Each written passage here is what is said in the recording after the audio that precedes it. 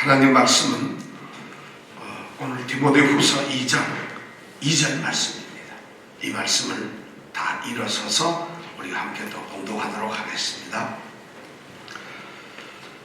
하나님 말씀은 디모데후서 2장 2절 말씀, 다 같이 하나님의 말씀을 우리가 이 시간 읽는 시간이니까, 듣는 시간이니까 우리가 간절한 마음으로 이 말씀을 읽기를 원합니다. 다 같이 읽겠습니다. 또 내가 많은 증인 앞에서 내게 들은 바를 충성된 사람들에게 부탁하라. 저희가 또 다른 사람들을 가르칠 수 있으리라. 아멘. 자, 앉아주시기 바랍니다.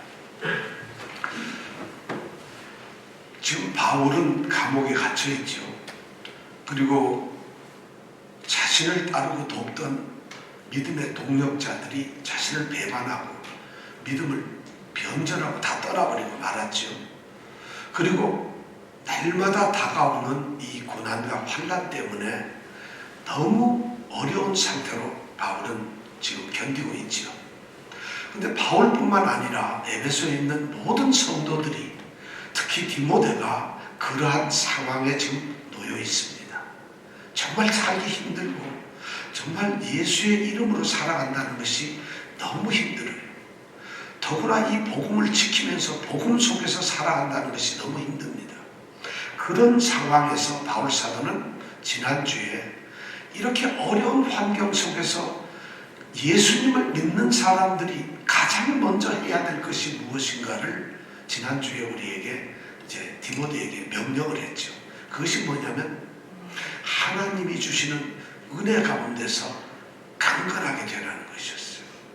어쩌면 좀 더 색다르고 뭔가 도전적이고 뭔가 마음에 확 닿는 엄청난 것을 첫 번째 이렇게 권면하고 명령을 했더라면 훨씬 더 감동적이었을 텐데, 바울이 지금 말하는 것은 우리가 너무도 잘 아는 그런 말이에요.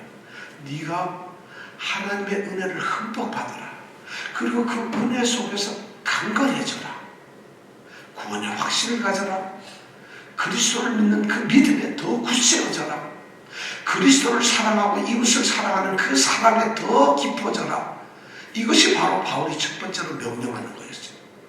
오늘 우리에게도 아마 동등하게 성경이 지금 말하고 있는 명령이 우리 살기 힘들어요. 참 이 팬데믹 시작하고 나서 또 그것뿐만 아니라 모든 생활 환경들이 바뀌어 버렸어요.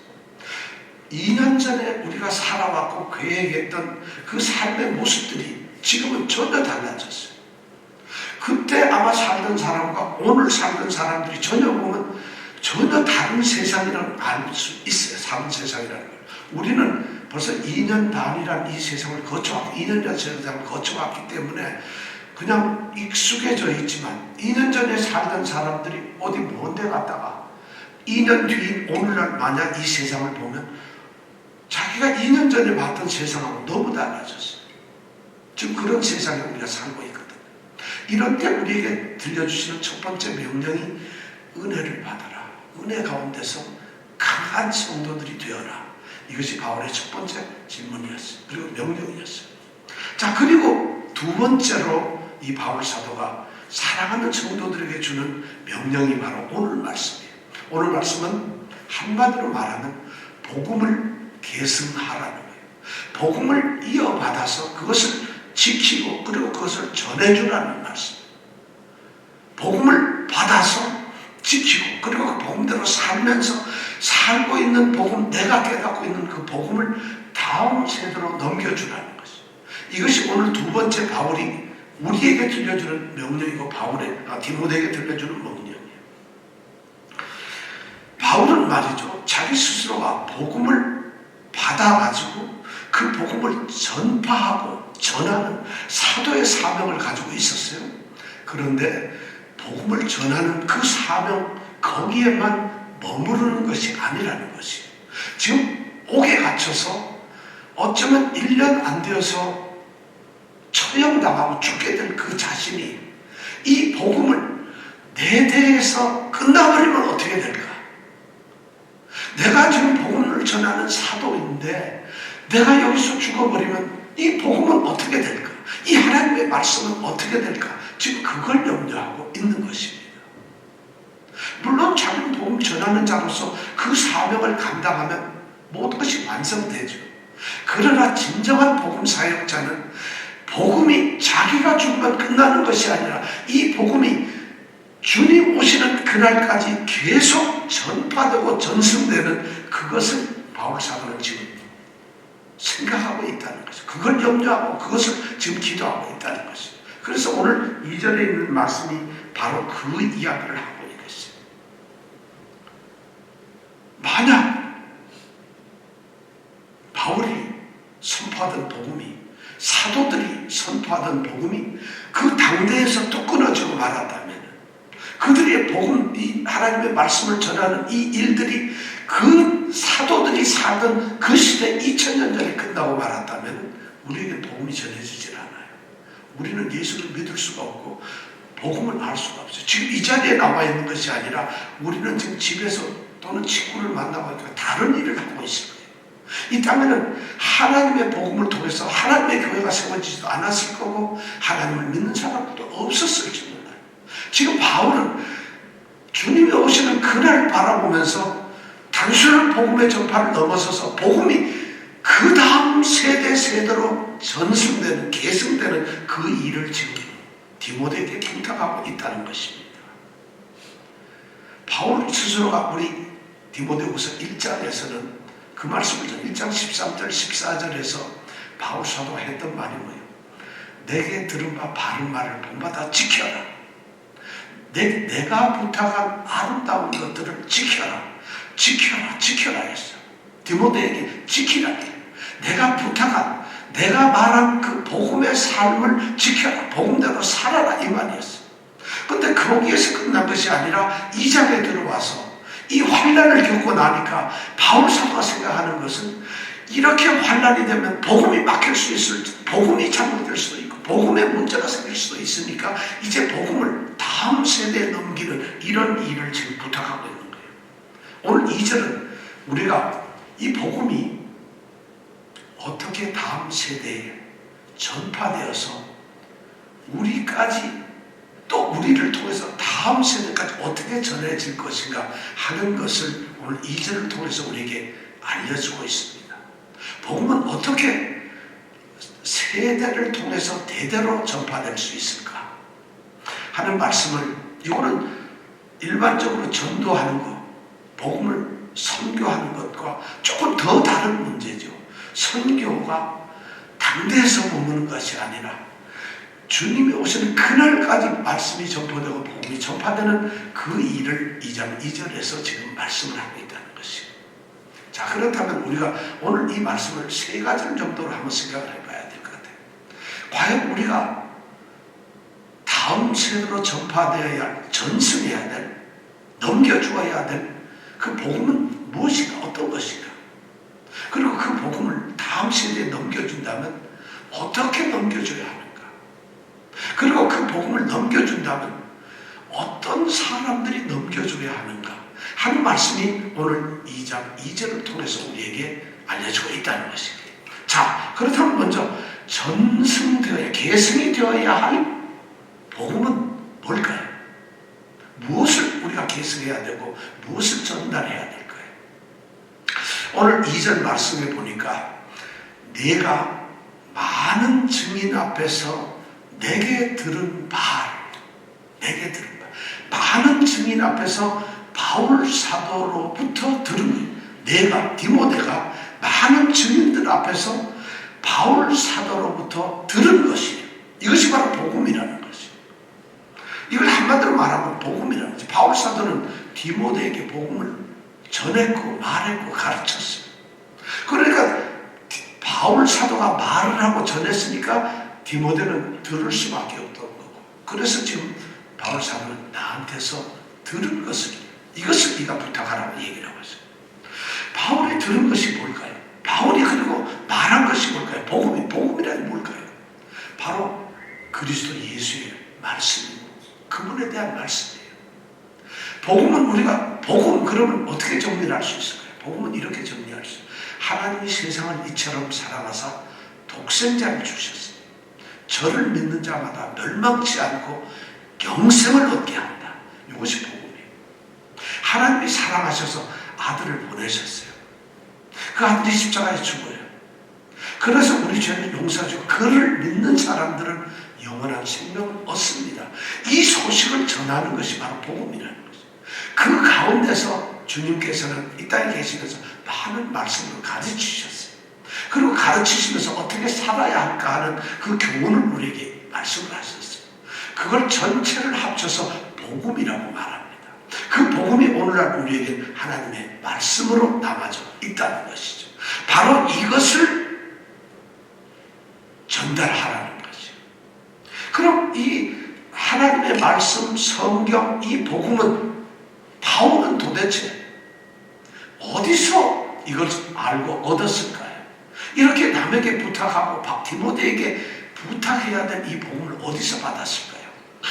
갈라디아서 1장 11절 12절에 보면 바울 사도는 자신이 전하는 복음을 나의 복음이라고 얘기를 합니다. 바울의 복음, 자신의 복음이라고 얘기합니다. 이 말은 자신이 만들어낸, 자신이 꾸며낸, 그리고 자신이 아이디어를 가지고 어떤 개발을 해낸 그런 복음의 이야기라는 것이 아닙니다. 그는 분명하게 이렇게 설명을 하고 있어요. 갈라디아서 1장 11절 12절에 보면 내가 전한 복음이 사람의 뜻을 따라서 된 것이 아니라는 거예요. 사람이 계획하고 사람의 의지에 의해서 뜻을 위해서 만들어진 것이 아니라는 것이에요. 그래서 더뿐만 아니라 이 바울은 자기가 전하는 복음은 어떤 사람으로부터, 예를 들어서 베드로나 어떤 제자나 훌륭한 어떤 스승을 통해서 사람으로부터 받은 것이 아니라고 얘기를 하고 있어요. 그뿐만 아니라 자기는 이걸 갖다가 어떤 사람들에게서 배운 것도 아니라는 거죠. 사람들 뜻도 아니고 사람들에게 들은 것도 아니고 받은 것도 아니고 사람들에게 배운 것도 아니라면 그럼 도대체 뭘까요? 바울 사도는 그것을 갈라디아서 1장 12절에 이렇게 얘기합니다. 그리스도의 계시로 말미암아 받은 것이라. 예수님께서 드러내셨다는 거예요. 자기에게. 예수님께서 계시하셨다. 이 말은 예수님께서 자기에게 모든 것을 다 이렇게 보여주셨다. 알려주셨다. 그러니까 자기가 전하는 복음은 누구에게 받은 걸까요? 예수님께로부터 받은 거라는 거죠. 이것이 바로 복음이에요. 그것을 바울 사도는 디모데에게 말했고 디모데는 그것을 들은 것이에요. 많은 증인 앞에서 내게 들은 바라는 것은 바로 그리스도께로부터 받았던 이 복음, 바울이 받았던 그 복음을 그대로 디모데에게 넘겨준다는 것이에요. 바울 사도는 그래서 스스로 고백을 하고 있죠. 어떤 고백을 하냐면 데살로니가 전서 2장 2절에 보면 이렇게 고백했어요. 하나님이 자기 자신을 옳게 여겼다는 거예요. 옳게 여겼어요. 올바르다. 너는 좋다. 괜찮다. 너는 훌륭하다. 너는 좋은 사람이다. 옳은 사람이다. 이렇게 여겨가지고 복음을 전할 부탁을 했다는 것이에요. 참 놀라운 말을 하죠. 바울 사도는 데살로니 전서 2장 2절에 그렇게 말해요. 복음 전할 부탁을 하나님께로부터 받았다는 거죠. 그런 사명감과 그런 것을 가지고 있어요. 그러면서 그는 뭐라고 하느냐면은 그런 부탁을 받았는데 자기가 어떤 존재였느냐? 우리가 잘 아는 데살로니가 전서, 디모데전서 1장 12절 13절에 보면 자기는 전에는 어떤 사람이었냐면 회방자였어요. 그리고 핍박자였어요. 그리고 포행자, 악을 행하는 나쁜 사람이었어요. 그런데 하나님이 자기를 능력을 주셔가지고 자기에게 충성되게 여겨주셨고 그리고 자기에게 이런 직분을 주셨다는 거예요. 그래서 자기가 사도, 반포자, 교사가 되었다는 것이. 지금 바울은 그런 얘기를 지금 이미 디모데에게 했어요. 그렇게 하고는 디모데에게 너는 그러니까 내게 들은 것을 전하라고, 그것을 계승하라고 이렇게 말을 하고 있어요. 자, 그렇다면은 그 바울이 전했던 사도의 그 복음을, 그 하나님의 복음을 우리는 그럼 어떻게 전해야 하느냐? 어떻게 전해야 할까? 이것이 지금 무척 중요해요. 근데 오늘 그 말씀을 우리가 이렇게 오늘 2장 2절의 말씀을 보면은 내게 들은 말을 충성된 사람들에게 부탁하라 이렇게 되어 있어요. 부탁하라. 우리는 부탁하라는 이 말씀에 우리는 지금 눈을 고정시켜놔야 돼요. 이 부탁한다는 게 무슨 말인가? 바울이 하나님으로부터 복음 전할 부탁을 받았는데 지금 바울은 디모데에게 똑같이 그 복음을 지금 부탁을 하고 있다는 것이죠. 부탁했다는 말은 뭐냐면 우리가 요즘 세상에서 얘기하는 너 이것 좀 해주세요. 이것 좀 어떻게 해주세요 하는 그런 부탁이 아니라 여기서 부탁이라는 단어는 위탁했다는 거예요. 은행에다가 우리가 돈을 예금하면 은행에 신탁이 돼서 통장에 우리 돈이 들어가 있잖아요.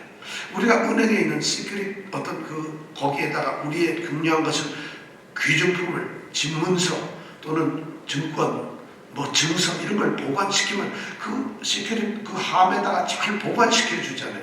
그것처럼 바울 사도는 이 복음을 갖다가 위탁물이라고 맡겨진 위탁물로 지금 이야기를 하고 있어요. 그러니까 위탁했다 이런 뜻을.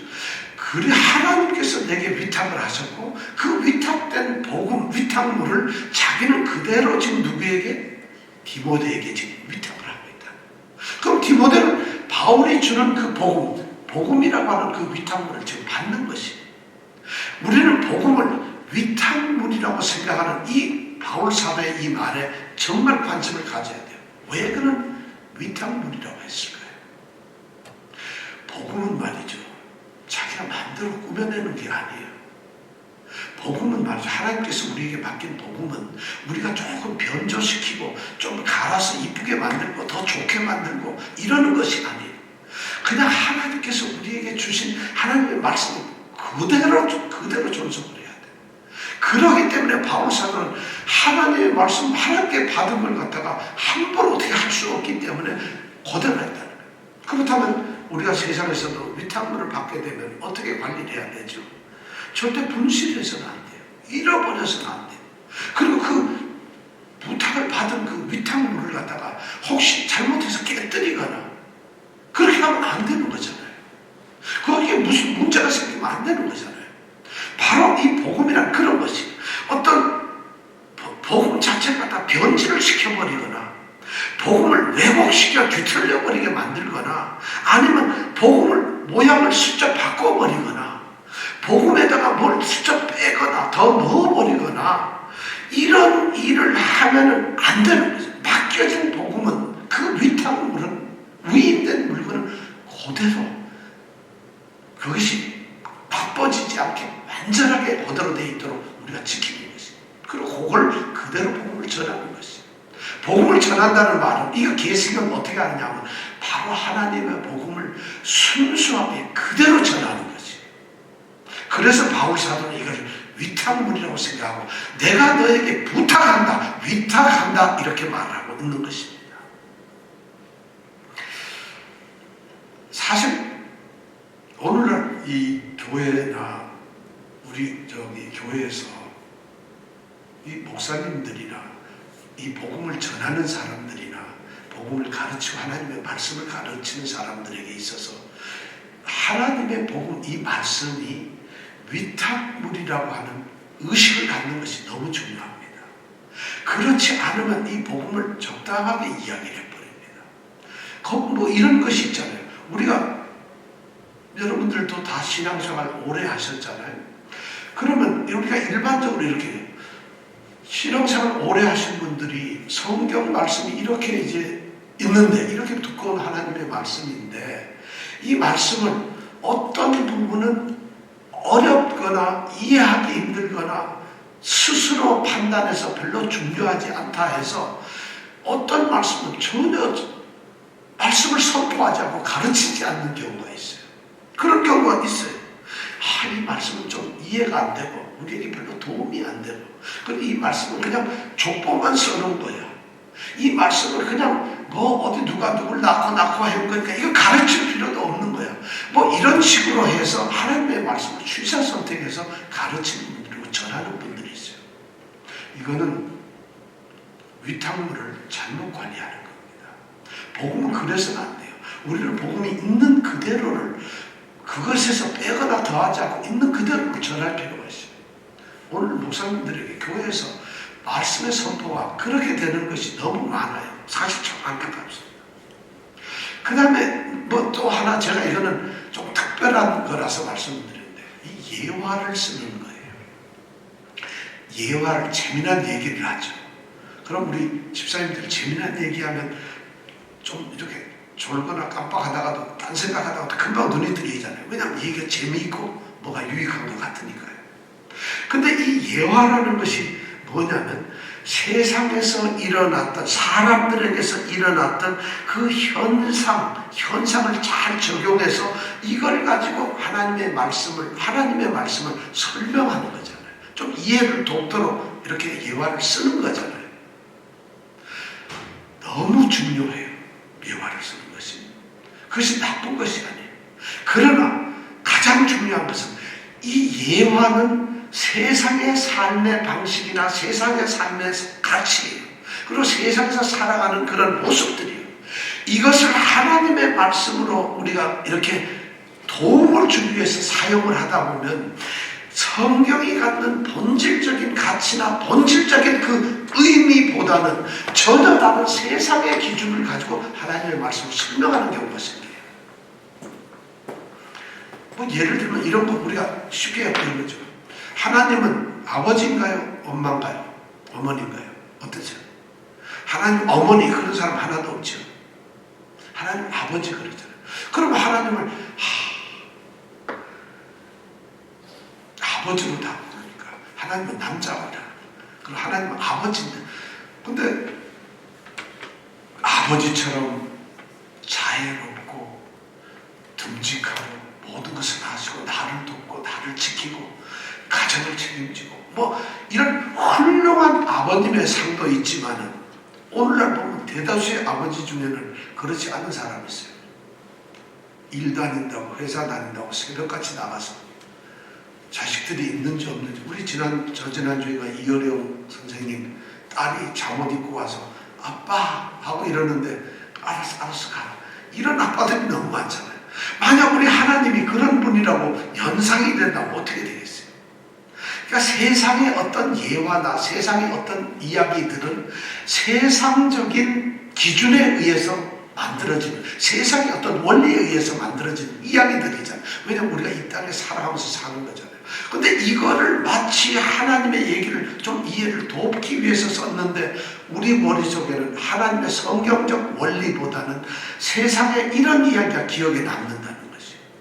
그래서 그것은 어떻게 보면 하나님의 말씀이 아니라는 거예요. 이런 문제가 굉장히 심각해요. 어떤 경우에는 너무 도움이 되는데 어떤 경우에는 너무 도움이 되질 않아요. 그래서 예화를 쓰는 것이 굉장히 위험하다는 거죠.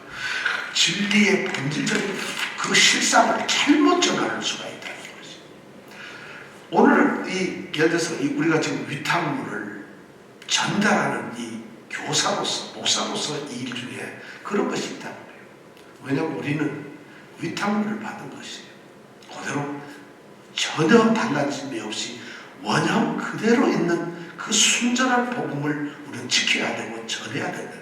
바로 복음을 어떻게 전할 것이 어떻게 계승하실 건가 이 얘기는 한마디로 얘기해 위탁물이라니까 그대로 남겨가지고 그대로 있는 모양 복음 순수하게 이걸 변질시키더라도 하나님 말씀을 그대로 전해야 된다는 것이 지금 바울사도는 2절에서 그걸 부탁하라는 이런 말로 맡겨라. 야 복음이 여기 있다. 이걸 가지고 너 맡겨라.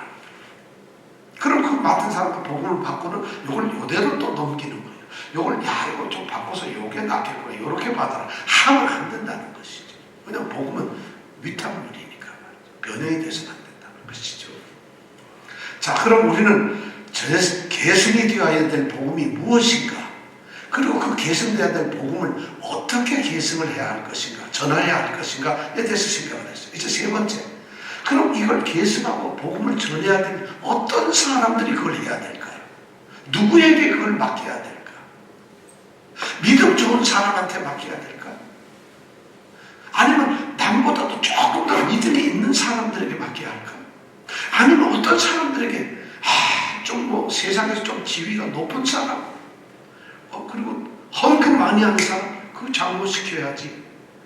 직분을 모르겠어요. 그렇게 되는지 어떤지 모르겠습니다만 복음을 계승해야 될 사람들은 그런 사람들이 아니라는 것이죠.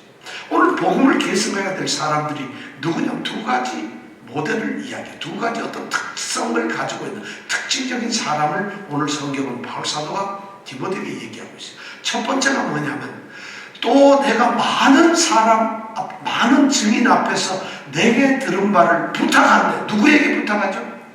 첫 번째가 충성된 사람들에게 부탁하라. 시작. 충성된 사람들에게 부탁하라. 충성된 사람들이라는 말은요, 굉장히 믿을만한 사람이라. 그렇잖아요.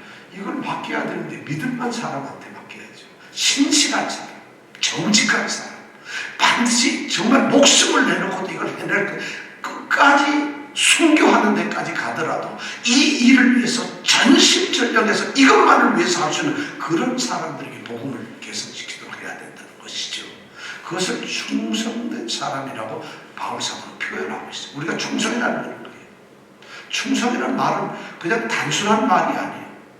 이 위탁물 때문에 모든 것을 거기다 올인하는 사람이에요. 그 사람이 충성돼. 그런 사람들에게 이것을 맡기라는 것이에요.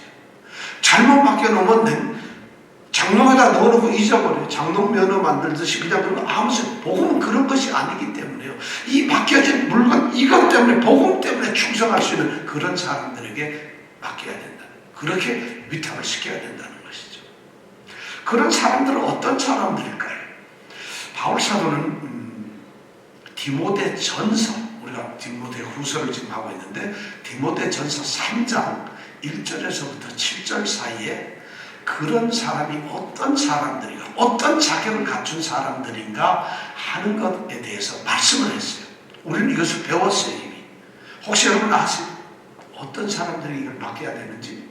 충성된 사람들이 어떤 자격, 어떤 성직업을 가지고, 성품을 가지고 있는 사람들이 혹시 여러분 아세요? 그게 디모데 전서 3장 1절부터 7절에 가지고 있어요. 그게 누구냐면 거기서 감독이라고 말해요. 감독의 직분을 가지려 하는 사람은 어떻게 해야 되느냐? 감독은 어떤 사람이어야 하느냐 하는 것을 15개를 거기다가 디모데 전서에 이야기를 하고 있어요. 그럼 여러분 아마 디모데는 이미 전서를 통해서 바울 사도에게 편지를 받았어요. 그리고 그걸 읽어봤기 때문에 충성된 사람이 어떤 자격을 갖춘 사람이라는 것을 알아요. 그럼 감독이란 누굴까요? 감독의 직분이라. 감독은 오늘날로 말하면 목사나 장로를 말해요. 교사를 말해요. 오늘날로 말하면 그렇다면 우리 목사나 장로, 소위 이런 복음을 갖다가 가르치고 지켜야 될 사람의 자격이나 이런 것을 우리가 생각해서 15개가 뭔가 제가 얘기해요. 첫째는 책망할 것이 없어야 돼요. 그 사람이 이거 너 잘못했어요. 이제 이런 책망을 들을 수 있는 사람은 감독이 되어서는 안 돼요. 이 복음을 위탁을 받아서는 안 된다는 거예요. 그런 사람을 세워야 돼요. 장로도 누구든지. 두 번째 어떤 사람은 한 아내의 남편이어야 한다. 아내가 한 4명쯤 있으면 안 돼요. 한 아내의 남편이 돼야 돼. 세 번째는 뭐냐면 절제력이 뛰어나야 돼. 절제력이 있어. 그 다음에 4번째는 뭐냐면 굉장히 신중해야 돼. 그냥 대충 철랑철랑하는 이런 사람들은 신중해야 돼. 그 다음에 5번째는 뭐냐면 아담해야 된다. 이게 뭐냐면 단정해야 돼. 사람. 그 사람은 사람 참 저는 이 말하면 제가 괜히 좀 단정 안 한 것 같아서 죄송합니다만 하여튼 단정해야 돼. 그 다음에 뭐냐면 6번째가 나그네를 잘 돼. 따뜻함을 가져야 돼. 나그네를 대접할 줄 알아야 돼. 어떤 모르는 사람에게든 또는 힘든 사람에게든 어려운 사람에게는 같은 동정심을 가질 수 있는 따뜻한 마음을 가진 사람. 7번째가 뭐냐면 뭘까요? 가르치기를 잘해야 돼. 가르치기를 잘 가르쳐야 돼. 못 가르치면 안 되죠. 가르치기 잘해. 그 다음에 8번째가 술꾼은 안 돼요. 술을 즐겨하면 안 되는 거예요. 여러분 목사 안 되기 정말 다행이죠. 이 자격이 이렇게 어려운데 되겠어. 술을 즐겨서는 안 돼요. 그 다음에는 뭐예요? 구타. 폭력적이어서는 안 돼요. 구타하지 말아요. 9번째. 10번째, 관용을 해야 돼요. 관용. 넓은 마음을 가져. 11번째는 뭐죠? 예? 다투지 말아요. 투쟁적이지 말아요. 좀 뭔가 이게 다투고 이런 남들과 이런 경쟁하고 이런 마음이 없어요. 다투. 그러니까 목사님들이 나는 교회가 왜 작은데 저쪽은 왜 크지? 저 사람은 왜 이렇게 훌륭하고 말씀을 잘 듣는 나는 못하는 이런 다툼이나 경쟁이나 시기심이나 분쟁 이런 마음이 있으면 안 된다는 거죠. 그 다음에 뭘까요? 청렴한 삶을 돈을 좋아한다. 돈을 좋아하면 안 된다. 돈을 사랑해서는 안 된다는 거죠. 왜냐하면 이건 하나님의 말씀을 위탁한 목사의 자격이니까. 우리 다 이거 배웠던 거예요. 그 다음에 뭘까요? 자기 가정을 잘 다스린 사람. 그 다음에 14번째가 예수 금방 믿은 사람들. 결혼, 신앙 연조가 짧은 새로 기독교인이 된 이런 사람들은 안 돼요. 그리고 마지막에는 뭐냐면 세상 사람들한테도 좋은 평판을 받는 사람이에요. 교회에서만 저 사람 괜찮다가 아니에요. 장로가 되는 사람은 직장에서도 또는 자기 아는 친구들에게서도 또는 어디서든지 사회에서도 그 사람이 좋은 평판을 받는 이런 사람이 바로 누구냐? 이 말씀을 위탁받을 수 있는 사람들이라. 지금 바울 사도는 디모데전서 3장에서 이미 이런 사람들의 자격을 얘기했는데 오늘 2장 2절에 디모데후서 2장 2절에서는 그 자격을 뛰어넘어서 자격은 그렇지만 그 사람의 성품이나 그 사람의 어떤 삶의 태도는 어때야 되냐? 충성스러워야 돼요. 이 모든 자격을 가지고 있더라도 충성스럽지 않으면 안 돼요. 이런 게 있는데 이것이 충성스럽지 않고 게으르고 그걸 이용하고 경건을 이게 재료로 생각하고 그것을 이용해 먹는 이런 사람은 안 된다. 충성된 사람. 이 충성이라는 말에는 순교라는 의미가 들어가 있어요. 정말 복음을 위해서 충성할 수 있는 사람, 목숨을 버릴 수 있는 사람. 그 사람들은 누구게 충성자 복음을 온전하게 받아들인 사람. 복음을 받아들이지 않고 충성할 수는 없어요. 오늘날에는 그런 사람도 있어요. 복음은 잘 받아들이지 않지만 복음에 대해서 아직 믿음도 아직 확실하지 않는데도 선교는 열심히 나가는 사람들이 있어요. 하나님의 말씀에 대해서 아무것도 모르면서도 하나님의 말씀 복음을 전하러 나가는 선교하고 뭐 이런 사람이 너무 많아요. 첫 번째가 뭐냐? 은혜 안에서 강건하게 되는 것이 첫 번째고 그 다음에 뭐냐면 그것을 기본적으로 알아야 돼요. 그래서 복음을 받아들였어요. 내가 가지고 있어요. 그리고 어떤 환경 속에서도 주님의 명령인 이 복음 전파, 복음을 전하는 것 때문에 정말 충성되게 살아가는, 목숨까지 아끼지 않는 이런 사람들이 바로 충성된 사람. 지금 바울 사도는 내가 많은 증인 앞에서 내게 들은 바를 바로 그런 사람들에게 위탁을 하는 이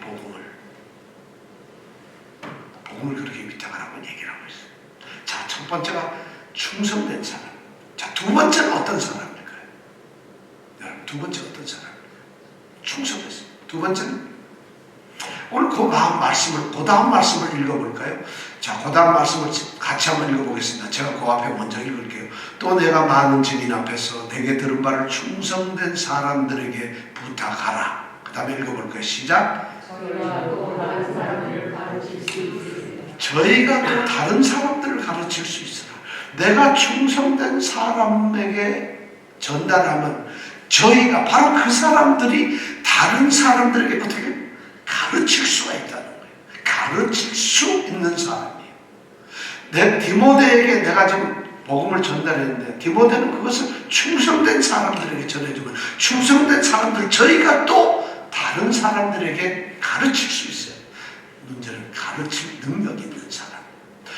우리는 가르칠 수 있으리라 이렇게 되는데 이 수라는 말이 헬라어 원어에 보면 충분하다, 넉넉하다, 그리고 온전하다 이런 뜻을 가지고 있어요. 그러니까 가르치기를 잘하는 충분한 가르칠 능력이 있는 사람이 돼요.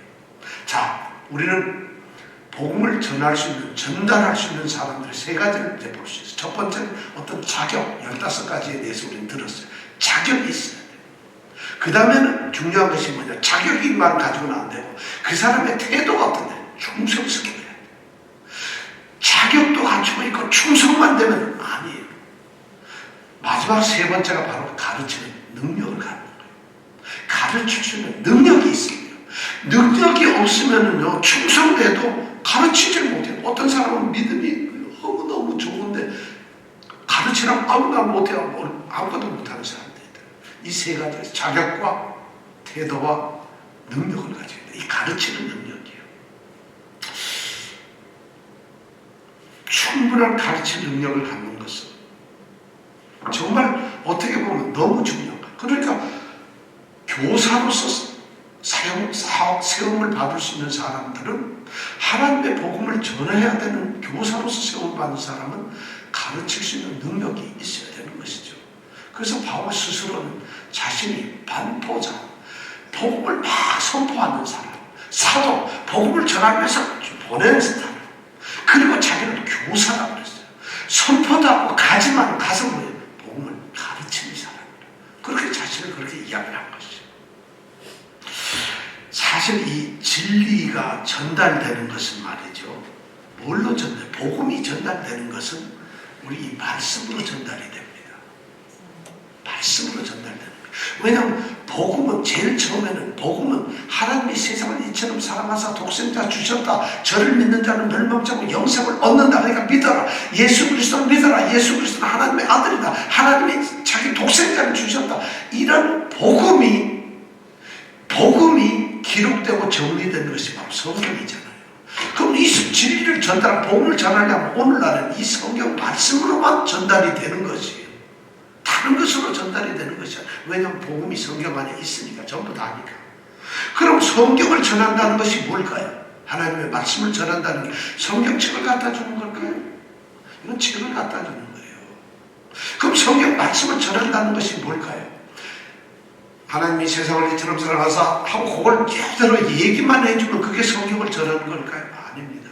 진리를 전달한다는 얘기는, 진리를 가르친다는 얘기는 이 하나님의 말씀을 하나님의 뜻에 의해서 하나님 말씀대로 해석을 해야 되는 거죠.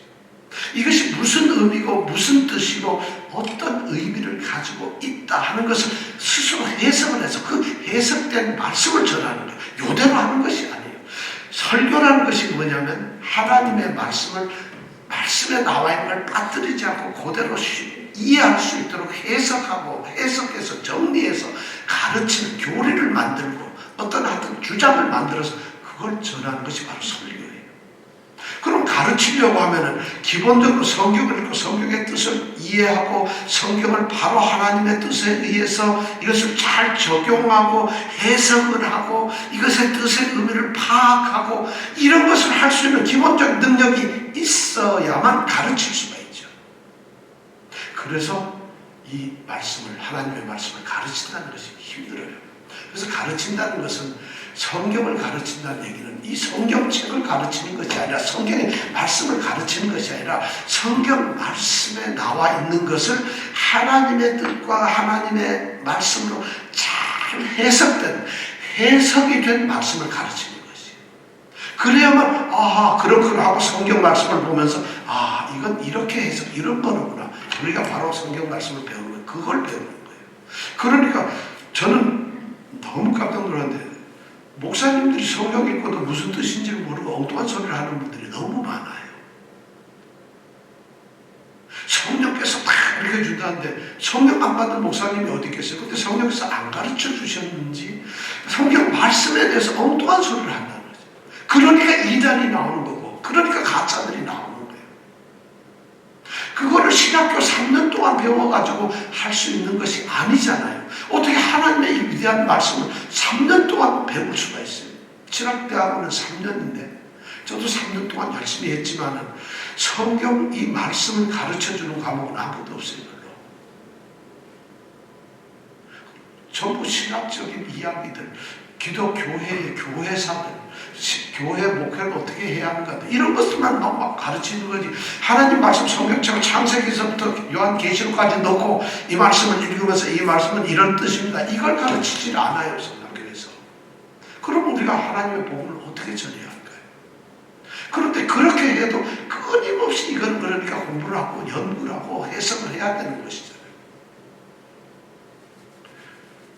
그런데 얼렁뚱땅해서 대학에서 신학교 나왔어. 나 전도사 됐어. 목사 됐어. 그리고 말씀을 전하면 아멘 이러면서 그러면 복음이 전해지나요? 이걸 전하고 있는 거지 복음을 전하는 게 아니다. 그 말씀 안 하면 무슨 말씀? 기도하세요. 전도하세요. 봉사하세요. 그건 말씀을 전하는 게 아니잖아요. 사실 교회의 가장 심각한 문제들이 그런 거거든요. 바로 오늘 말씀해 보니까 충성된 사람에다가 플러스 어떤 능력을 가진 사람이냐? 가르치기를 충분하게 잘할 수 있는 사람. 그런 사람에 의해서 복음이 전달된다는 것이에요. 그러니까 우리 성도들은 말이죠. 정말 이 말씀을 좀 알아야 되지 않겠어요? 자, 오늘 우리는 이제 말씀을 정리하겠습니다. 오늘 우리는 바울 이 사도의 오늘 2장 2절 말씀을 통해서 복음이 하나님의 말씀 진리가 전달되는 4가지 단계를 알았어요. 우리가 알았습니다. 자, 어떻게 됐느냐? 제일 처음에 그리스도께서 바울에게 전했어요. 바울이 디모데에게 전했어요. 디모데가 충성된 사람들에게 전했어요. 충성된 사람들은 또 다른 사람들을 가르칠 거예요. 이렇게 4가지 단계를 쳤죠. 그리스도가 바울에게, 바울이 디모데가 충성된 사람이 다른 사람들에게. 그리스도로부터 시작됐던 이 복음은 다시 주님 오시는 그날까지 전달이 되어야 된다는 것이에요. 그런데 그렇다면은 이 복음은 말이죠. 올림픽 성화처럼, 여러분 올림픽 보면 성화 주자가 구간을 정해서 저 그리스의 아테네에서 성화산에서 탁 철출해가지고 산을 넘고 강을 넘고 바다를 건너고 이렇게 해서 올림픽이 걸리는 거기에까지 성화를 주자들이 그 주자가 수십 명 수백 명 되잖아요. 나라마다 다 다르고 그럼 그중에 이런 사람도 어떤 사람은 장애인도 하기도 하고 유명한 사람 운동선수 남자 여자 노인 각가지 사람들이 성화 봉송을 하잖아요. 이 복음을 전달하는 것은 마치 올림픽 성화를 던지는 것 같아요. 우리는 복음의 횃불이 그리스도로부터 바울로 디모데로 충성된 사람으로 다른 사람으로 해서 이것이 2000년이 그렇게 전달되어 와서 드디어 오늘 우리에게 전달된다. 우리에게 그 복음의 횃불이죠. 여러분들 손에 좀 복음의 횃불이 우리 손에 전달이 되었다는 것이에요. 우리가 복음을 전해야 될 사명을 가졌어요. 주님께서 성령이 너에게 이르면은 성령이 너에게 이르기만 하면 너희가 땅끝까지 내 증인이 된다고 그랬어요. 그 복음의 성화가 지금 여러분들 손에, 여러분들 가슴 속에 불타고 있다는 거죠. 여러분들은 복음이라는 성화의 지금 성화 주자들입니다. 한번 보세요. 야, 이분이 성화 주자인가? 그런데 나는 말씀 잘 몰라요. 지금 자기가 들고 있는 이 성화가 뭔지를 모르면서 성화를 전달한다는 것이 말이 되겠어요. 오늘 이 말씀에 보니까 그런 것을 얘기를 하고 있어요. 그러니까 말씀을 우리가 알 수밖에 없어요. 우리 손에 의해서 다음 세대로 넘어가야 돼요. 그래서 우리에게 맡기셨어요. 이 복음이라는 것은 하나님의 말씀이라는 어떤 특별한 사람들에게만 주어진 것이 아니라는 것이죠. 하나님을 믿는 모든 성도들에게는 동일하게 이 하나님의 말씀이 주어져 있어요. 우리가 이걸 잊어버리면 안 돼요. 저는 가장 성도들에게, 목사님들에게 가장 제가 너무 깜짝 놀라고 충격적인 말을 듣는 것이 뭐냐면, 목사님들만 말씀 잘하고 성경 그분들이 잘 가르쳐주면 되지. 우리는 우리가 목사인가요? 그렇게 성경 알 필요가 뭐 있어요? 내가 성경 외울 필요가 뭐 있어요? 내가 성경이 뭐가 지금 나는 그냥 목사님만 잘 듣고 주일날 잘 교회만 다니면 되죠. 저는 그 말을 들을 때 충격을 먹어요. 어떻게 그런 일이 있을 수 있나? 이게 뭐냐면 세상적으로 우리가 물들어 있기 때문에 그래요. 여러분 그 생각은 없었어요. 세상적으로 우리가 빠져있기 때문에 그래요. 세상은 그렇게 말을 할 수 있지만 주님은 우리에게 그렇게 말씀하시지 않아요. 잘 보세요. 여기 의사가 있어요. 의사가 우리 아픈 사람을 고쳐줘요. 의사는 의학에 대해서 전문적인 학식과 기술과 능력을 가진 사람이에요. 그런데 환자인 저는 의술에 대해서 아무것도 몰라요. 그러나 그 의사가 배운 그 실력과 기술과 그걸 가지고 저를 고쳐줘요. 세상은 그게 감이에요. 의사만 알면 돼요. 내가 감기에 대해서 코로나에 대해서 다 알 필요 없어요. 내가 암에 대해서 전부 알 필요 없어요. 의사가 나를 고쳐주는 거잖아요. 우리 의사. 자, 변호사가 있어요. 변호사가 문제가 생기면 나에게 법률 자문을 해주고 나를 도와주죠. 이 변호사는 법에 대해서 너무 다 모든 걸 알아요. 근데 나는 법을 알 필요가 없어요. 그러나 이 변호사만 있으면 나는 얼마든지 법정에서 싸우고 내 무죄와 나의 정당함을 주장할 수가 있어요. 왜냐하면 이 변호사가 법을 다 아니까. 이건 세상의 원리예요. 여기 반도체 전문가가 있어요. 이 사람은 세계적인 반도체 전문가예요. 이 사람은 세계 최고의 갤럭시 12, 15, 20 컴퓨터 엄청난 반도체를 만들어내고 만들 수 있는 기술을 가지고 있어요. 연구를 해요. 그걸 만들어 놓으면 우리는 반도체 비읍도 몰라요. 그러나 전화기 들고 아유 전영민 권사님 안녕하세요. 전화도 다 할 수 있어요. 우리는 쓰기만 하면 돼요. 복음은 그렇지가 않다는 것이에요. 목사가 아무리 모든 걸 알았다 하더라도 내가 구원을 얻는데 하나님의 말씀을 내가 모르면 아무것도 아니에요.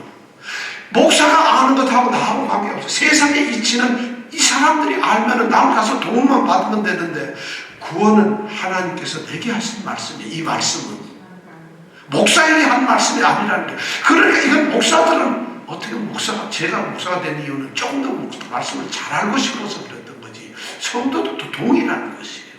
목사만 말씀을 알았다 해서 구원받는 게 아니에요. 우리 성도들이 알아야 돼요. 이 말씀이 읽었을 때는 디모데에게 편지 쓴 것을 디모데만 읽는 것이 아니라 디모데가 목회를 하고 있는 에베소 성도들 앞에서 낭독을 하고 읽고 이걸 가르치는 거예요. 그 얘기는 뭐냐면 모든 성도들이 하나님의 말씀을 알아야 됩니다. 구원은 말이죠. 목사가 우리를 지켜주는 것이 아니라 목사가 가르쳐서 받는 것이 아니라 하나님의 말씀을 내가 듣고 말씀대로 살아갈 때 내가 모르는 것이죠. 이걸 우리가 세상의 원리대로 의사가 날 고쳐주니까 목사가 정말 반도체 연구가 좋은 걸 만드니까 난 쓰기만 하면 되니까 내가 혜택을 누린다. 복음은 그렇게 혜택을 누리는 것이 아니라는 것이죠. 이것을 우리가 알 필요가 있어요. 그러니까 우리가 복음을 하나님의 말씀을 알아야 되는 것이죠. 그 하나님 진리의 말씀 복음의 이 성화 이 횃불이 지금 우리 손에 들려있다는 것이죠. 그런데 우리는 난 잘 모르거든요. 내가 무슨 아닙니다. 여러분들은 복음의 횃불을 전달하는 지금 복음의 이 성화 전통자들이에요. 내 손에 그게 들려있어요. 우리는 그런 명령을 받아요. 정말 그런 주님께서는 그 명령을 우리에게 하고 있어요. 우리는 또 다른 사람들일지 몰라요. 어쩌면 2000년을 지나서 바울 시대 바울이 전했던 그 이 사도의 성경 말씀이 2000년 우리 가슴 속에 우리 손에 들려져 있다. 이 복음이 들려져 있어요. 우리가 전해야 됩니다. 이 팬데믹 상황에서 디모데가 그 환난과 바울이 모든 사람들이 자기를 배신하고 떠난 그 감옥 속에서도 복음의 전달을 위해서 애썼던 것처럼 우리도 이 환난과 고난과 이 어려운 가운데서 우리가 할 일은 첫 번째로 은혜 가운데서 강하게 되는 것이고 우리가 그 강하게 된 우리의 믿음을 가지고 우리는 복음의 횃불을 전해야 되는 사람. 이것이 전해야 됩니다. 그래서 저는 우리 교회가 이 팬데믹 기간에 부흥되는 교회가 되기를 원합니다. 여러분들이 하시는 우리 이종건 집사님, 이병택 집사님 이런 일을 하셔야 되는 분들이에요. 이것이 바로 오늘 말씀의 핵심적인 이야기입니다. 그렇게 전달된 위탁물을 우리가 가만히 들고서 가지고 있는 것이 아니라 이 복음, 이 횃불이 전달될 수 있도록 우리는 이것을 알아야 되고 지켜야 되고 가다듬어야 되고 그리고 이것을 전해야 될 사람들이라는 것이죠. 우리가 복음 계승의 사명자들이에요. 사명을 받은 사람들이에요. 우리에게 주신 성령의 능력으로 우리 모든 권사님들, 집사님들 모두가 이 능력을 갖기를 원합니다. 그래서 바울 사도는 이 디모데후서 우리 앞으로 배우겠지만 디모데후서 4장 2절에 이렇게 말해요. 너는 말씀을 전파하라. 때를 얻든지 못 얻든지 항상 힘써라. 이런 말씀을 4장 2절에 하고 있어요. 오늘 우리에게도 이 도전이 있기를 원합니다. 말씀은 나의 것이 하나님이 내게 주신 것이지 목사가 주는 것이 아니에요. 가르칠 수는 있지만 말씀은 나에게 주신 거예요. 이 말씀이 여러분들에게 구원의 능력이 되시기를